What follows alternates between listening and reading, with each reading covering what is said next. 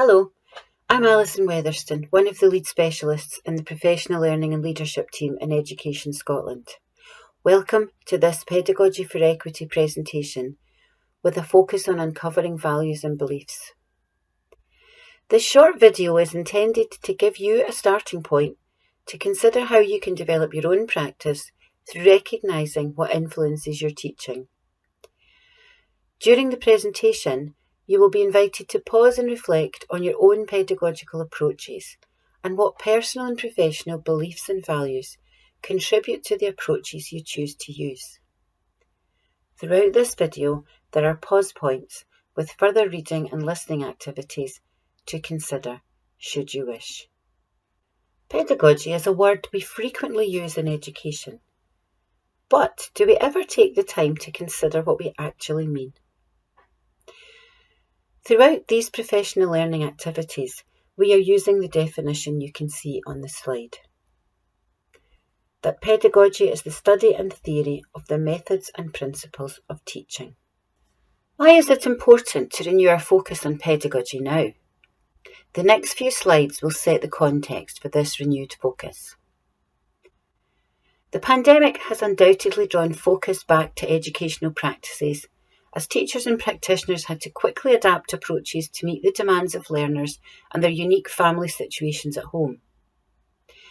The International Council of Education Advisors report of 2020 urges Scotland's education system to learn from this and use the experience as an opportunity to adapt to the demands of children and young people where they are today. It asks the system to consider how educational practices in schools and settings invite the knowledge and resources of families and communities in educating learners, while increasing family and community capacities to support young people in increasing their resilience, well-being and positive choices. It draws focus to the value and relevance of digital approaches. The views of the ICEA is echoed by the findings of Education Scotland's Equity Audit and the Open University's Innovating Pedagogy Report of 2021, alongside considering the vital role of bringing nature and outdoor experiences into the lived experiences of children and young people to further learning and growth. You can find these reports at the QR codes on the slide. Other major considerations which have implications for Scotland's curriculum and pedagogical approaches are the incorporation of the UNCRC into Scottish law, the Promise, and the Morgan Additional Support for Learning implementation reviews. A common thread in all of these is the importance of listening to the child's expression of voice and ensuring they are involved in decisions about their own lives. Most mentions of pedagogy in the recent OECD report on the Curriculum for Excellence highlight a misalignment between pedagogical practices from primary through to the senior phase and the aspiration of Curriculum for Excellence to place young people at the centre of learning. There is a particular focus on learner engagement, and overall the review points to a need for more clarity around pedagogical approaches that are better aligned for Scotland's curriculum. The following slides highlight comments from the report. For example, less clarity seems to exist about pedagogical approaches that are well aligned to CFE in, particularly senior, secondary education. Both teachers and school leaders reported ambiguities and difficulties in realising Curriculum for Excellence principles and instructional ideals at this level. In discussions with stakeholders from primary schools, interdisciplinary studies were mentioned, but as a marginal activity in curriculum making and student learning. Discussions with those in secondary schools did not raise the issue of interdisciplinary studies.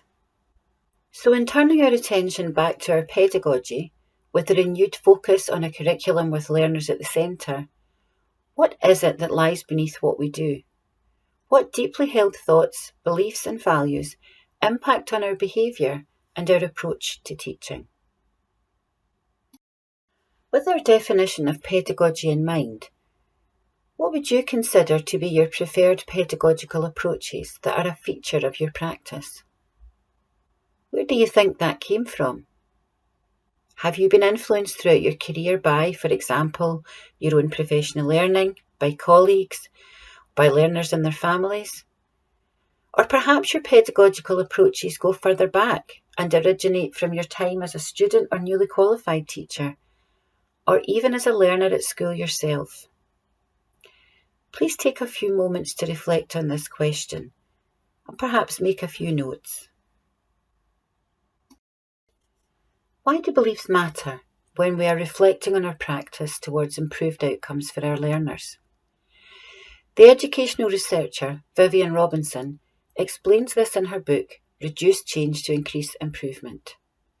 She suggests that to know what will be involved in making changes, we need to understand the underlying beliefs and values that maintain our existing practice. She would argue that this tacit personal theory is what sustains our actions and behaviour, or outward manifestations. Vivian Robinson's book is available to download at the QR code on the slide. If you want to hear more from Vivian Robinson, in this short video, which you can access at the QR code, she speaks more about the mindsets that are open to learning from evidence and experience towards changing practice. You can also find it at the link here. Robinson references the work of researchers Argyris and Shawn and their theory of action. A theory of action explains that actions and behaviours are sustained by underlying beliefs and values. These actions would typify pedagogical approaches that lead to consequences or outcomes for learners. Once we understand the relevant theory of action, we understand what maintains our existing practice and then what might be involved in changing it.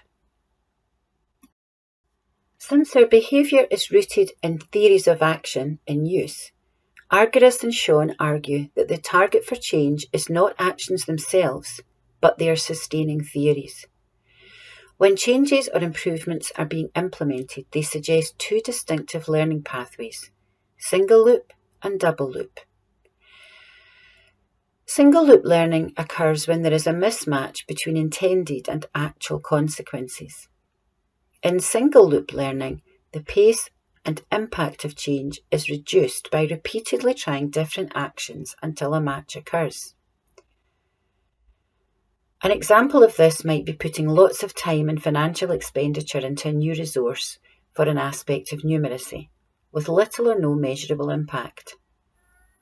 An alternative resource is then tried, and then a third, until the expected and intended consequence occurs. Double loop learning recognises that changes are required to values and beliefs as well as action. In double loop, key values and actions are identified and interrogated, leading to different actions that are more aligned with the intended consequences.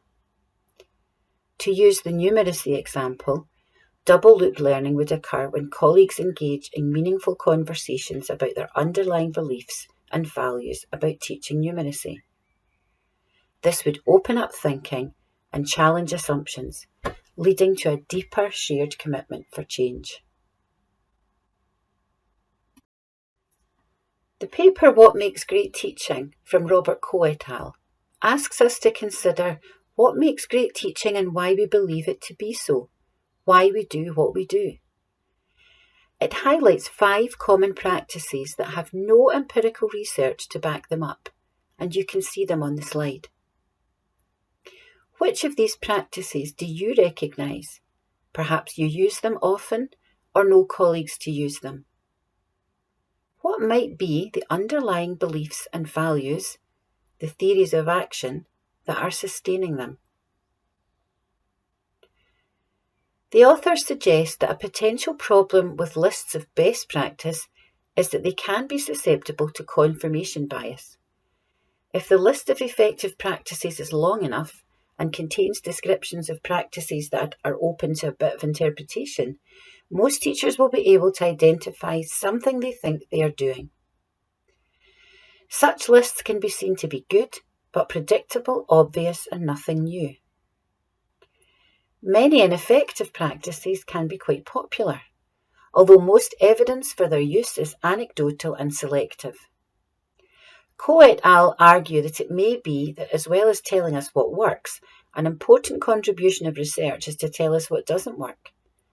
By stopping doing things that are either ineffective or inefficient, we should allow more time to focus on things that will make more difference. However, to return to Vivian Robinson, unless we take the time to first really understand our own theory of action as it influences our existing pedagogical approaches, we will be unlikely to make improvements. So in conclusion, we invite you to take some time to consider what characterises your own theory of action. What are your not-for-sale beliefs about pedagogy, and how are they shaped by your personal and professional values? Have a conversation with your trusted colleagues and think about how your theory of action might impact on any changes you might make to your approaches. How might it support change, and how might it get in the way?